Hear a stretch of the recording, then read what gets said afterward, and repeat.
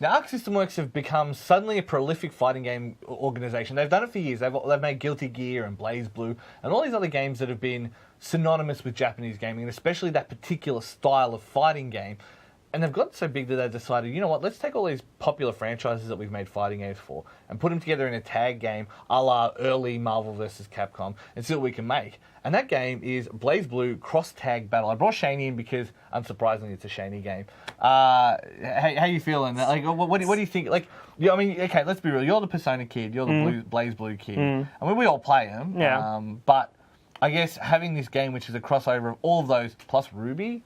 Like, honestly, that wasn't really the biggest surprise. No. Like, Ruby actually kind of works just because she's got a scythe. Yeah. I'm immediately already... Everything's somewhat robotic and like over-articulated. Honestly, I'd say the biggest one is Uniel kind of being the crossover, which, like, it really works really well because most of them have really big, long-arm weapons and stuff. So either Gaudio and plus, their art style's so fantastic. Like, I love the Uniel art style. Uniel art style is great, as well as even the soundtrack. So the soundtrack in this game hits everything. Like, it grabs like the best from BlazBlue, the best from Uniel, the best from Persona.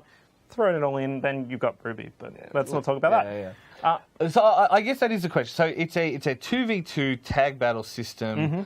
So that's where it differentiates itself from, say, Dragon Ball or a Marvel vs. Capcom. Early Marvel Superheroes was 2 tag, but Marvel vs. Capcom was 3. And also Infinite was 2. But hey, let's not talk about that dead game. I forgot it existed, the system itself is very, very different because it's actually surprisingly very basic. Basic in the sense that most of the combos are actually auto combos. Like, a lot of them are like you basically go A, and then into a special, which is, either quarter circle forward A or quarter circle forward A. Back, sorry. And then you go into an assist. Assist then launches, which then you go into an air combo.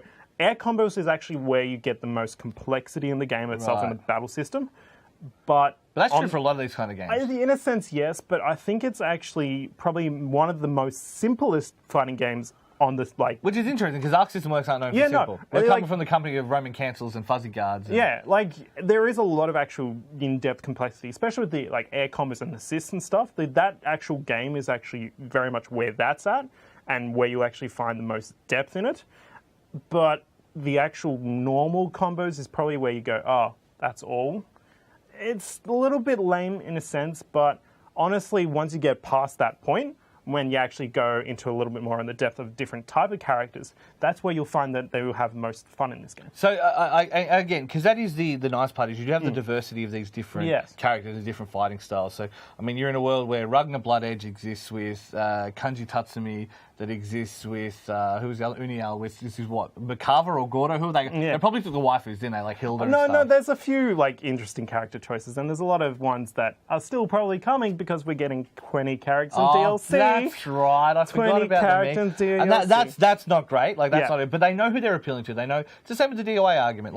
Say what you want. The game itself is solid. The DLC characters were reasonably priced. It's the costumes you paid for. Whereas this, it seems to be the characters you paid for. It's a little bit like that, but they've also backed off on that too. It used to be, it's going to be costing $10 a pack for 3 characters. Now they've basically come out and said it's literally, for the whole 20 characters, it's about $15, $17. That's perfect. That's fine. Perfectly. Yeah. 20 characters for that keeps much. the game alive, keeps enough interest in the scene. I don't think people mind paying the ongoing thing, but you just need to be reasonable. People don't mind if your spoon's silver if everyone's got a spoon. You know what I mean? That's the old argument. So I think the one thing that this game really does draw well is the presentation. Because even though it does look sexy, and even though the gameplay itself is very simple in a sense, and you get a bit of complexity here and there, the art style and how everything is brought in together just really works really well. The soundtrack is brilliant. Yeah, and the other one as well is if you do buy the Japanese copy, it is all in English, which is a handy little addition as well. So, it's both. So is it worth?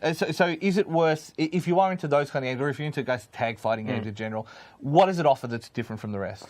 It offers, I guess, that just jump in and play, and you can actually have fun with just people even button mashing a little bit because the damage is high, the fun scale is very, very easy. It looks very nice. It looks like It's just so easy to jump on and get your hands onto and stuff. So it's very much, I guess, more like your side game. It won't be anyone's real main game. Just side bay, right? No, but it won't be anyone's main game. Probably like that, but it's still. You'll see it in an event. You'll go, Oh yeah, I'll jump in on that. I'll jump in on that and have fun. Fair enough.